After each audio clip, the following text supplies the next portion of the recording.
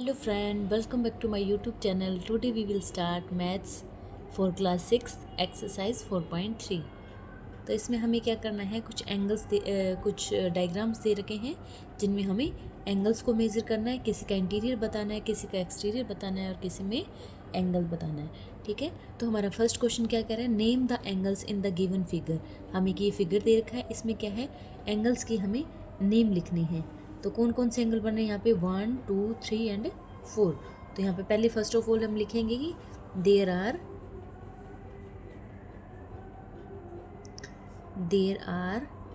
4 angles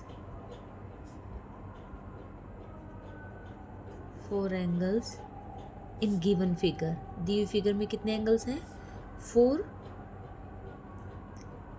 angles. अब कौन कौन से एंगल हैं, पहले तो angle A B and C. First angle कौन सा है, A B and C. Next कौन सा है, B C and D.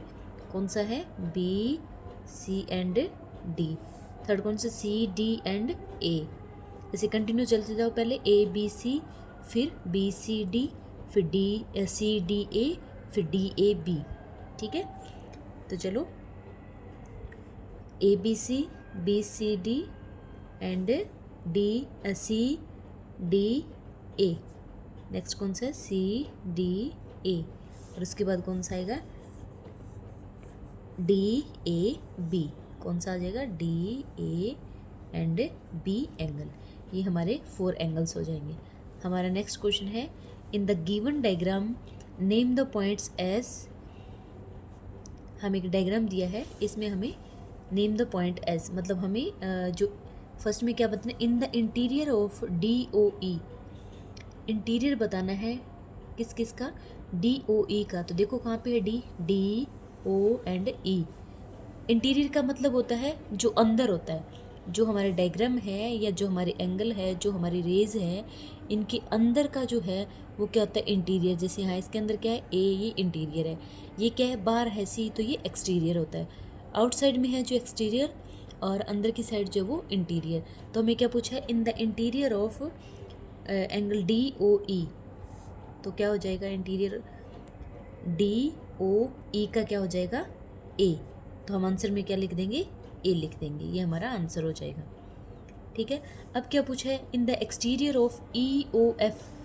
E O F, E O F का एक्सटीरियर कौन सा है यहाँ पे, ई ओ एफ का एक्सटीरियर एक तो क्या हो गया, सी. और ई ओ एफ का एक्सटीरियर ए भी हो गया.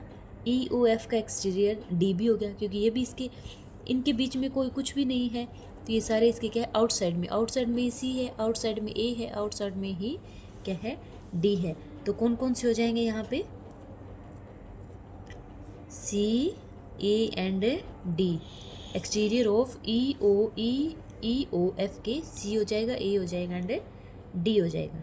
ठीक है, on E O F, on E O F. अब देखो ई ओ एफ के ऊपर क्या है, ई ओ एफ में आ जाएगा हमारा एक बी भी है.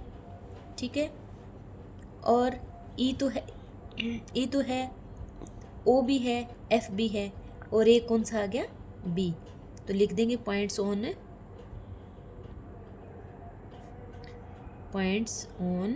कौन कौन से हो जाएंगे, किसके ऊपर है points on, E O F. कौन कौन से पॉइंट्स हो जाएंगे, ई हो जाएगा, इसके बाद बी हो जाएगा, ओ हो जाएगा एंड एफ भी हो जाएगा. ठीक है, ये हमारा आंसर हो जाएगा. हमारा नेक्स्ट क्वेश्चन है थर्ड. इसमें हमें क्या करना है, draw rough diagrams of 2 angles. 2 angles का हमें क्या करना है, एक रफ डायग्राम बनाना है, such that they have 1 point in common. इनमें क्या है, एक पॉइंट जिनमें कॉमन है. ठीक है, तो उसका हमें क्या करना है, एक डायग्राम बनाना है. जैसे कोई भी हम डायग्राम बना रहे हैं, यहाँ पे मान लो ऐसे रफ डायग्राम बनाना है. ठीक है, जिनमें कह रहे हैं एक पॉइंट क्या है, कॉमन है. जैसे एक पॉइंट ओ मान लिया हमने, और एक ए ले लो या बी ले लो या सी, कुछ भी ले सकते हो, ए ले लेते हैं. ठीक है, ए ओ बी, ये हमारे पॉइंट्स हो गए. ठीक है, इनमें कौन सा पॉइंट कॉमन है, ओ पॉइंट कॉमन हो.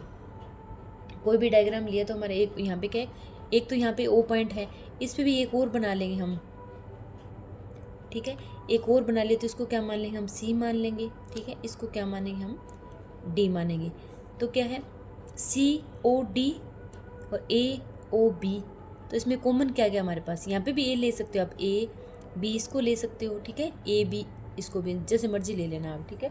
तो इनमें कॉमन क्या गया हमारे पास, कॉमन पॉइंट ओ है, तो ये पूछा है कि वन पॉइंट इन कॉमन, तो इसमें भी सी ओ डी में ओ पॉइंट कॉमन है, ए ओ बी में भी ओ पॉइंट कॉमन है। तो हमारा कौन कौन से में आ गया common, C O D and A O B, कौन से में आ गया, A O B have point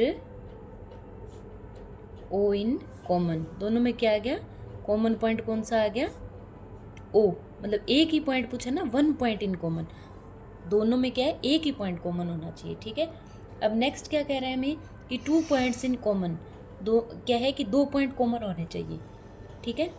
तो इसके लिए क्या करेंगे, दो पॉइंट्स कॉमन के लिए जैसे ये हम डायग्राम बना देंगे, इसको मान लेंगे ए, इसको मान लेंगे ओ, ठीक है, इसको मान लेंगे बी, ये हमारे पॉइंट्स हो गए, ठीक है। अब क्या करें, टू पॉइंट कॉमन होने चाहिए, दो पॉइंट इनके अंदर कॉमन होने चाहिए, तो फिर एक और डायग्राम बनाना पड़ेगा हमें, तो यहाँ पे दो एंगल हो जाएंगे, इसको हम क्या मान लेंगे, पॉइंट सी मान लेंगे। तो यहाँ पे क्या है, कॉमन कौन कौन से हो गए, ए ओ बी, ठीक है, एंड बी ओ सी, तो यहाँ पे क्या हो गया, बी भी कॉमन हो गया क्योंकि ए ओ बी इसमें तो ओ हो गया, एंड बी ओ सी तो इसमें भी क्या हो गया, बी, तो दोनों के बीच में क्या आ रहा है हमारे पास, बी आ रहा है। तो यहाँ पे कॉमन दो पॉइंट कौन कौन से हो गए हमारे पास, एक तो ए ओ बी हो गया एंड दूसरा कौन सा हो गया, बी ओ सी है points O and B in common, common में कौन कौन से आ गए, बी आ गया एंड ओ, ये दोनों के आगे कॉमन में आ गए क्योंकि दोनों एंगल्स में आ रहे हैं, ओ भी यहाँ पे भी आ रहा है और बी ओ यहाँ पे भी आ रहा है, तो दोनों में कॉमन सा आ रहा है। नेक्स्ट है three point in common, three point common के लिए क्या है, थ्री पॉइंट कॉमन के लिए इस तरह के जो एंगल्स है नॉट पॉसिबल, तो यहाँ पे क्या लिखोगे आप, एंगल्स आर नॉट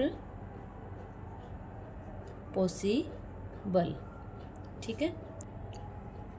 सेम इसी की तरह इसमें क्या देगा, फोर पॉइंट्स इन कॉमन, उसमें क्या था, थ्री पॉइंट इन कॉमन, तो थ्री पॉइंट कॉमन में अगर एंगल पॉसिबल नहीं है तो फोर पॉइंट में कैसे पॉसिबल हो सकता है, तो इसमें भी आप क्या लिखोगे, एंगल्स आर नॉट पॉसिबल, ठीक है। नेक्स्ट है वन रे इन कॉमन, क्या है कि एक रे, मतलब कोई भी हम डायग्राम बनाएंगे उसमें एक रे कॉमन होनी चाहिए, ठीक है। तो कैसे करेंगे, जैसे देखो ओ ए बी, ये पॉइंट्स ले लिए हम, ठीक है। अब ए और बी में तो ओ कॉमन हो गया, अब हमें क्या बताना है कि एक रे कॉमन होनी चाहिए, तो बीच में यहाँ पे क्या करेंगे, एक रे और लगाएंगे, इसको सी मान लेंगे, ठीक है। तो इनमें क्या है, वन रे इन कॉमन पूछा है, तो कौन सी रे कॉमन होगी यहाँ पे, ओ एंड सॉरी ओ सी, तो ray O C is common, O C common है दोनों में, किस में कॉमन है, कॉमन बिटवीन किस किस के बीच में, ए ओ सी एंड बी ओ सी, किस किस के बीच में कॉमन है, ओ सी, ए ओ सी एंड बी ओ सी। ये हमारा आंसर था। Thanks for watching, please subscribe my channel.